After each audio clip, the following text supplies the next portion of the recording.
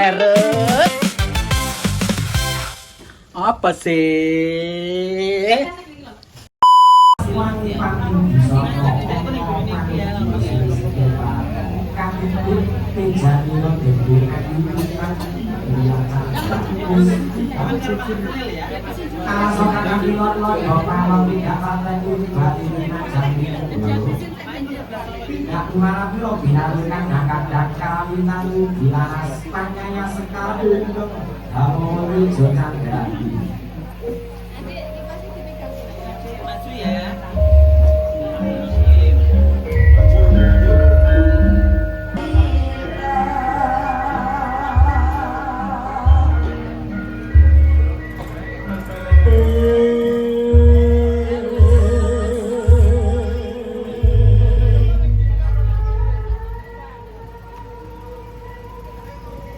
Kawis ora marang hangaleno apa kang kaya mangkono setha wila-wila saking mandra tidak lumarakira gendut ayu bintang indriya candra puspita Lho Mas iki gak maju nyapa Mbak?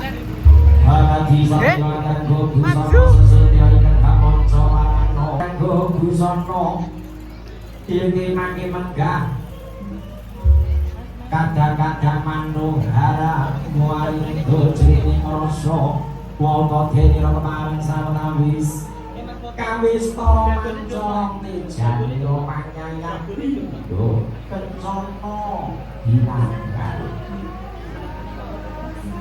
Diri putih indah indah lamun kok sinon dewe warna kurang condro kadidit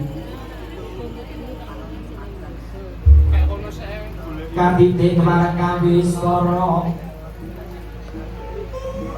Primo cemeng kadegen pinulas palarapan kaya loceng paling ngalami rodin Krono guru miladi namandi sekarang ngabojo mentak Indek yang sempait mati Inas hidong Popo kang kaya mangkono sawetawis Kakak timapan bring bali pinajang rinenggo Kawis para pating dalem biar pating dalem Rinenggo jroning rasa apa panyayang kencana binatang Wapa kang kaya mangkono rumaos bonggong jroning nala Panjenenganipun Bapak Heri Chandra Lukito dalam panjenenganipun Ibu Fitriawati Yuningsih Wapa Bukan mangkat di dalam penjenenganipun Roko Mas Wawan tinanggenahangan tiap di dalam kinasi Bukan mangkat di dalam parombo sakembaran wujud putri Dumas Putri pamikat sikat dampak berayu Joko kaloro-loro Hendra kemarangan orang pemikat diri Bapak Heri dalam Ibu Fitria Lokasi rodhenira kemarangan ngaturaken wijudina Buko jenara datang kantune manggi Menggah sesaji-sesaji ingkang kinaya wisudan tali krama ingkang putra kinasih Bila kemarin sawetawis kawis para saking Mandrowo Yenira kemarin Pangaturaken ubarake pemajang dan sesaji kinarya wisudan tali krama loya Handheraken tingkah irangan Mas Bagus Ngandaka Purwan di dalam bentuk ayu bintang indriya candra puspita Wapa kang kaya mangkono kawistara Yenira kemarin haboyongi sekara diponco warani Daya-daya kisaraya jatira Mas Wawan Yenira kemarin binangka pangarsa di dalem paraga sakembaran Sasmi dan marang kategori kalenggahan magi daya-daya kakak kitab dan kering marang karun Panormani warna mas bagus Andoko perwanggiwan berayat agung keluarga saking sumber ganti ilang kerja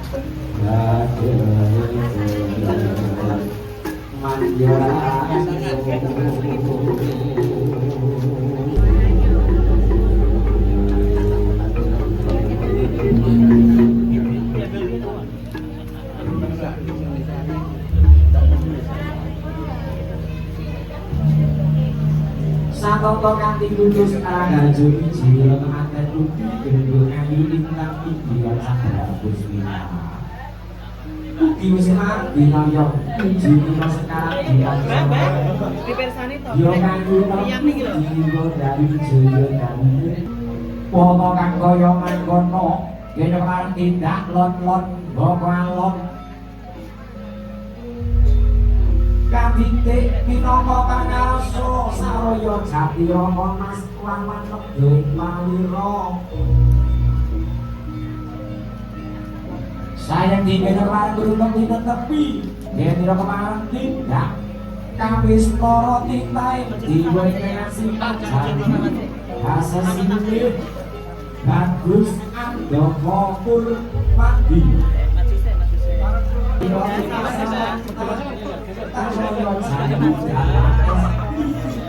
Gusti asal sendiri gendut ingkang indria canda puspita wong nang kaya mangkono mangkono ning terang lagi mundur ke Bu Araki tanah gut minangka makan dunu ira dene ro kenarang singkaan ing kanggo jeneng rasa kawistara manunggal cipta rasa dalakasanira awi samana jumbu ingkang den kayu kasembadan ingkang den sedya dadi ingkang esti deneran pangun bebrayangan gun awit tunggal ingkang tunggal loro-loro ingkang tunggal manunggal cipta manunggal rasa kang indik kawistara kanjeng injil Lingkungan apa pemikiran tentang hidup, terus Sijile negara mesti kunjungi neraka. Wong kang kaya mangkono yen kemareng sawetawis manungsi kemareng Gusti kanthi amin jinengan kaya ingkang ngomong sari-sari ningko ingkang minadahan dokter kencana lawan sekal budak alun. Tahan Mbak, bentar Mbak. Ibu mundur kedik ngapunten Ibu. Bentar ya Mbak ya, bentar ya. Maaf ya.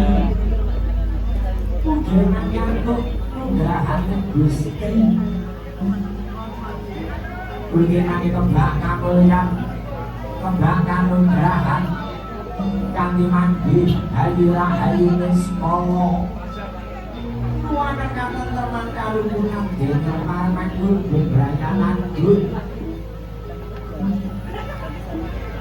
kanthi dene kemaran dene lumban lan yang bebrayanan gun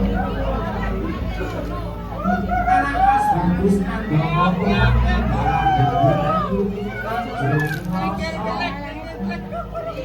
Manungsi maring Gusti nang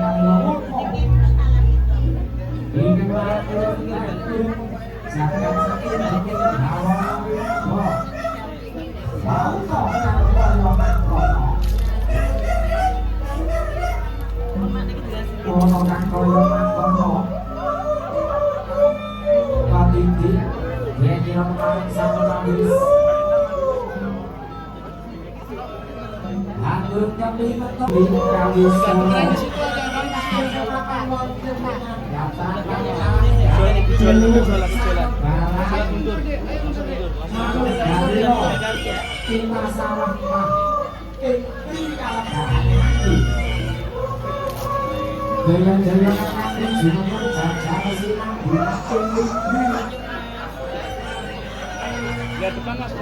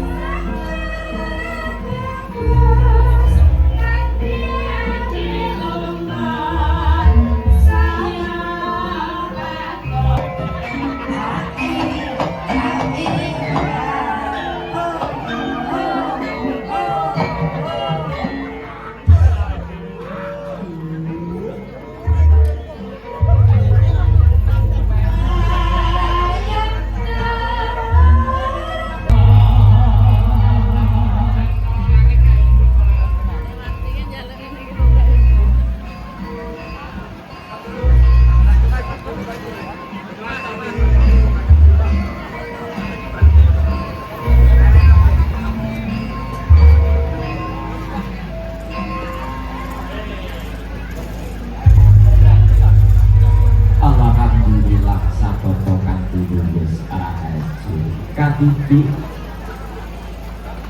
Kene keparang berikut ini tepi darmane kasepuh kadang pagerayu pager bagus Kene keparang manunggal keparang ironya Isaraya Jati Daya-daya keparang ngamping-ngamping ingkang putra Kadidi putra temanggan raja sadina ratu sagari sadalu kene keparang manunggal jroning rasa ngalah berkahipun keparang kasuwun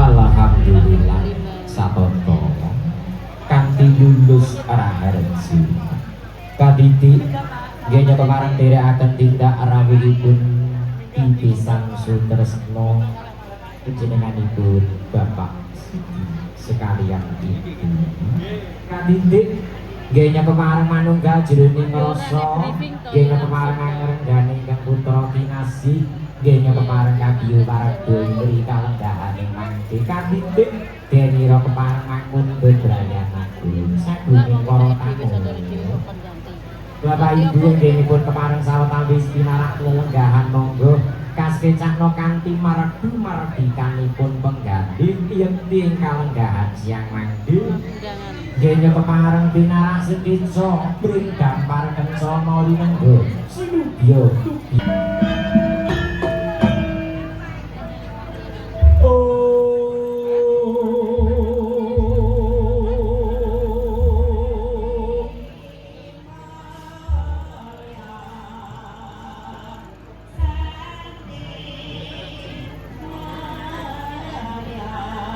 sebet yara katalika wawa kang kaya mangkono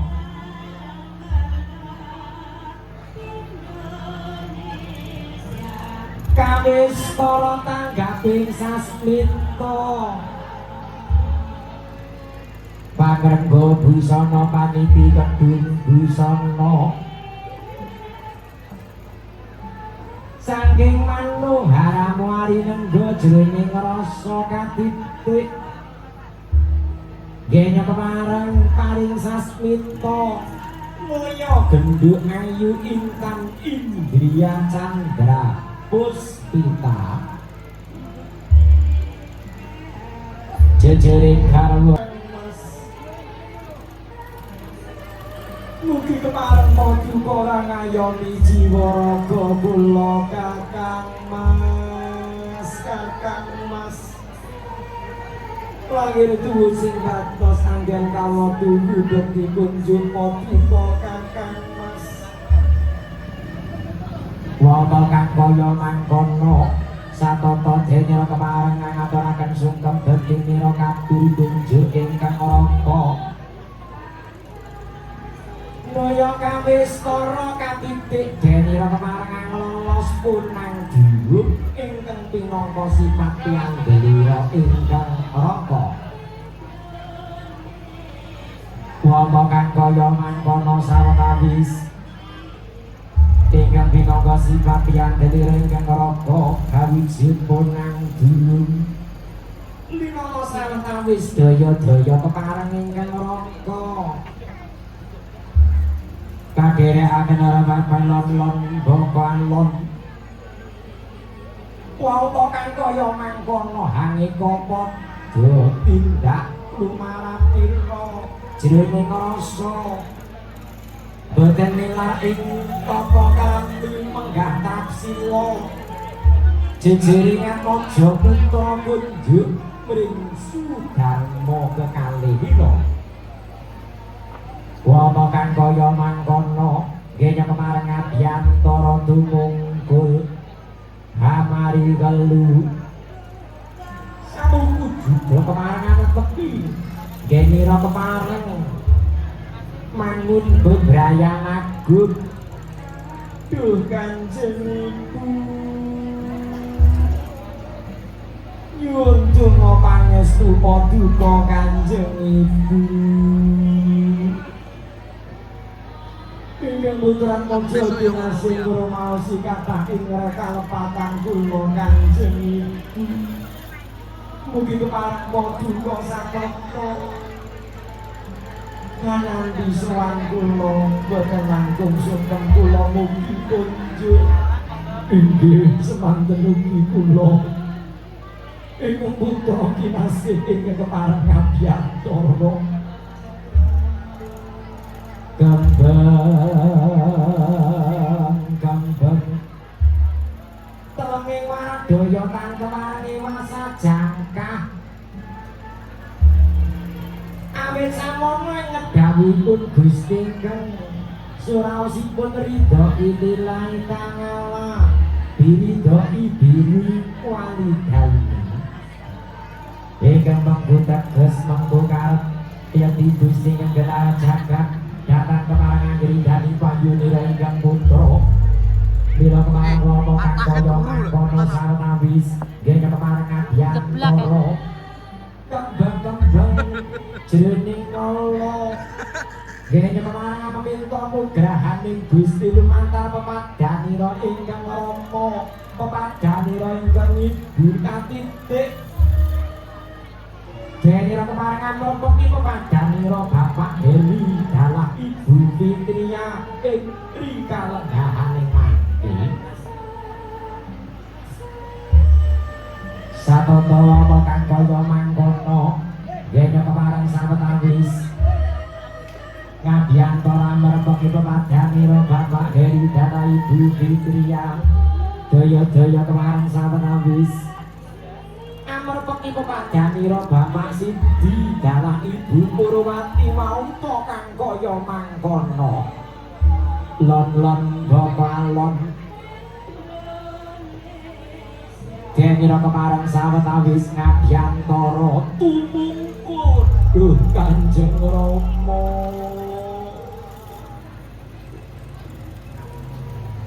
Kanjeng Rama ingkang putra ingkang kepareng ngabiyantara Kanjeng Rama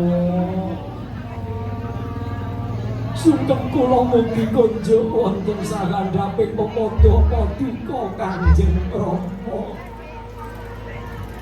kula ngrumaosi kathah ing reh kalepatan kula Kanjeng Rama kene wer sira putraku wong asigit putraku wong gagah kaya ginugah rasaku ora liwat pujastawa ning pun rama tumrap marang jeneng sira Yongger sira ndang-ndang dadi putra kang utama luhurke asmaning wong tuwa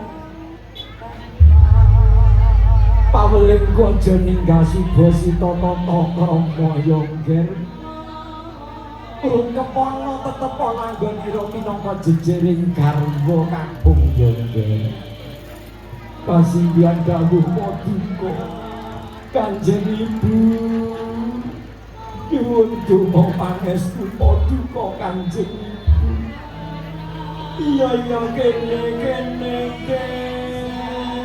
putraku wong asikit kene ora liwat pujastawa ning puniku tumrap marang jeneng sira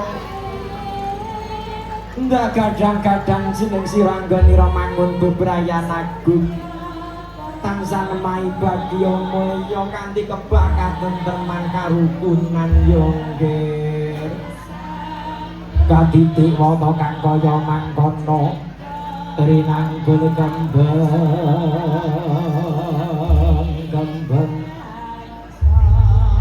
jroning rasa nganggo busana mila katitik denira kemangan marang titik saged menggah tata maca renggane gapura rika renggahane mangke sawetawis samata dene kemarangan nganti menggah trinangga jroning pawiwahan agung katitik anak Mas Bagus Andhaka Purwandi anganti wujud tiram lampus hingga simulaman suket kolonjono berinonce wujud tira kacang kawak kedele kawak beras kawak duwe kawak pralamita menggah guna maya pemaringi rengkang raka Gugurujud kemarmira katampi dening Nimas Ayu Intang Indriya Candra Puspita jejering garwa estri anampi guna kaya peparingira ingkang raka wata kang kaya mangkono guna kaya peparingira ingkang raka katampi kanthi rumangasta kalih rinegem jroning rasa daya-daya niat saking palenggahanira lekasira jenera pemarang nyuwun paseksen Rama Ibu Sudarmanira kawistara lan bamalon jenera pemarang manunggal jroning rasa duh Kanjeng Rama Kanjeng Ibu nyuwun donga pangestu Paduka mugi kemarang Paduka derek hanek seni menika menggaguna kaya pemaringipun ingkang raka iya kene ora liwat puniku lan rama namung kemareng melu seni wae Yongger wata kang kaya mangkono sawetawis dene kemareng derek hanek seni guna kaya pemaringi ingkang raka tubuh bandinira katur tunjuk ingkang raka jejering garwa estri denira kemarang dos dahar menggah sari-sarining dedaharan ingkang kemarang jumawis wujudira buga jenar buga kemarang mastani jenar estri ning penggalih mugi pikantuk ning ciptaning kamulyan kanugrahan katentreman denira kemarang mangun bebrayan agung mila wata kang kaya mangkono denira kemarang dos kanthi tunjuk ingkang raka monggo Kakang Mas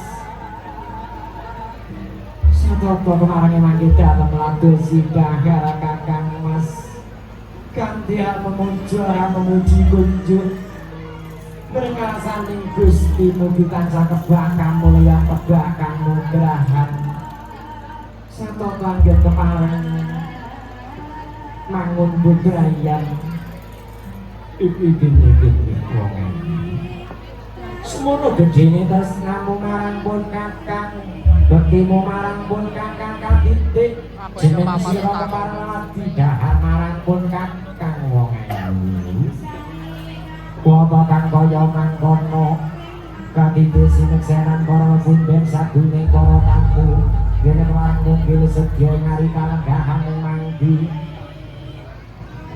mugi pikantuk ridhanipun Gusti awit jumbuh ingkang den gayuh kasembahan ingkang den sedya sang nata den marang manggun bebraya maju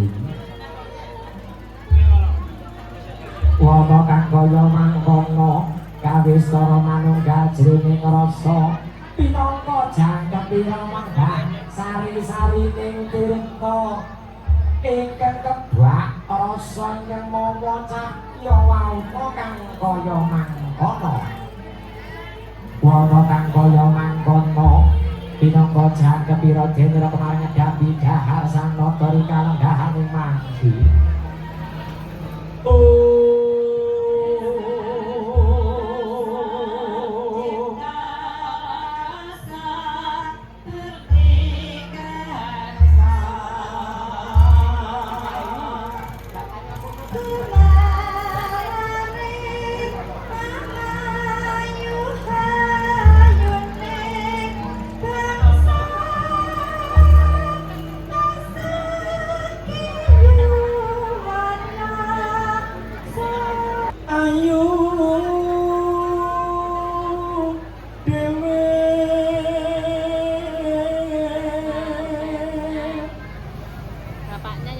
besok bintang sekolahnya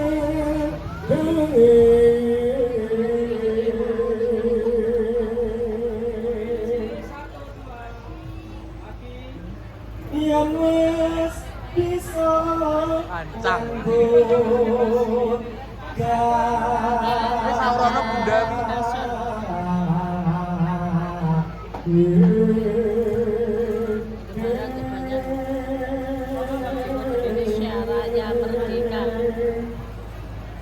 kudu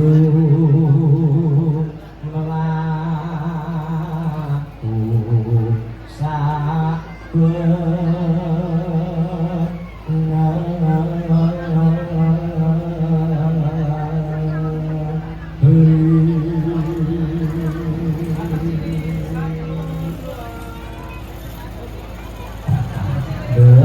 monggo galahe nang napa derek dewana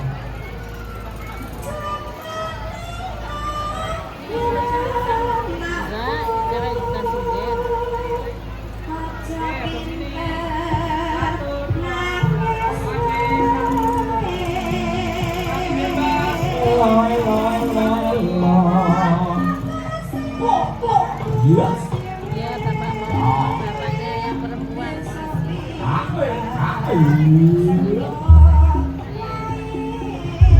Monggo kadang-kadang sinoma kadang pramuladi habang dipilih sawetara sinamara kadang lagi bejo para pundhen sabining para tamu monggo pegal dhateng maturaken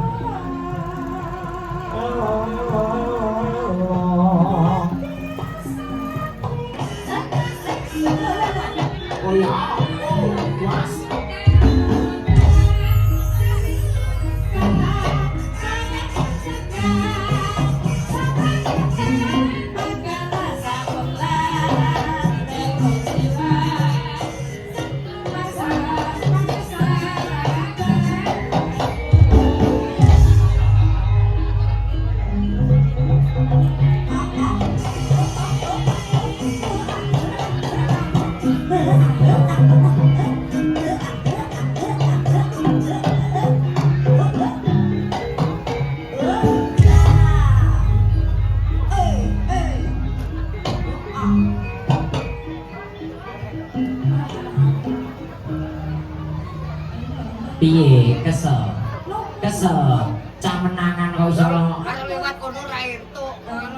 Loh. Lah kok penak menarik metu kono. Rumangsamu karo Pak Heri iki diasake Yo ora rek. Monggo.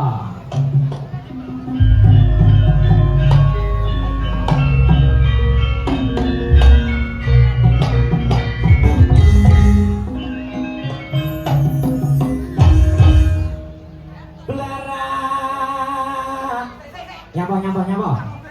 Lah. Piye neh? Wah ngombe. Disamper kaya mane cerah orang. Iya, bondo. Ayo yo. Ya mas, ya mas. Omae cerak kaya dew ampe.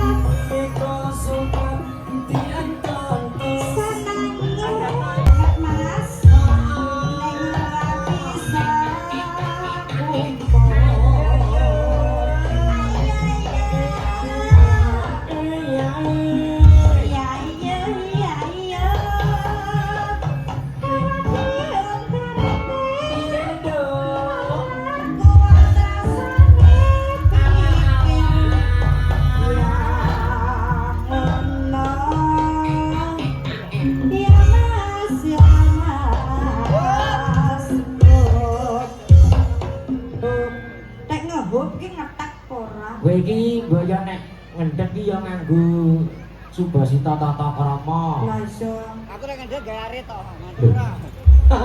Ora bagian mik. Jaluk dhewe rono ning operator. Ayo goleki ning ndi manggone. Coba isih. Yo, nah. Guni bolon. Ini aja lho sini. Nah. Mek ku akeh dua. Heeh. Oh iya. Gini Mbak, amar kene ya amar kene. Nek sitok kok yo malah segle kan yo. Sing kiwa apa temen? Nah, jadi gimana patangan? Pangitan. Kan orang tua dia cuma mandi aduh. Oh, jenenge iki rumangsane kowe nang. Malicil ya. Heeh. Oh, kowe aja petakilan nantang perkara. Ayo nek Oh. yang ini kondone tuwek. Nah. Sabanan kumpul. Tuwa nanti panjenengane Pak Di. Oh, iki kena dicontoh. Dadi tuwa tenanan. Pripun niku? Lho, kan kena nggo teko tulodo. Nggih. Lah nek cengil iki arep dienggo contoh kaya kena. Nyenyek Lho, udara karo gembangan kene karo kelompok pertanian akar dienggo contoh. lho,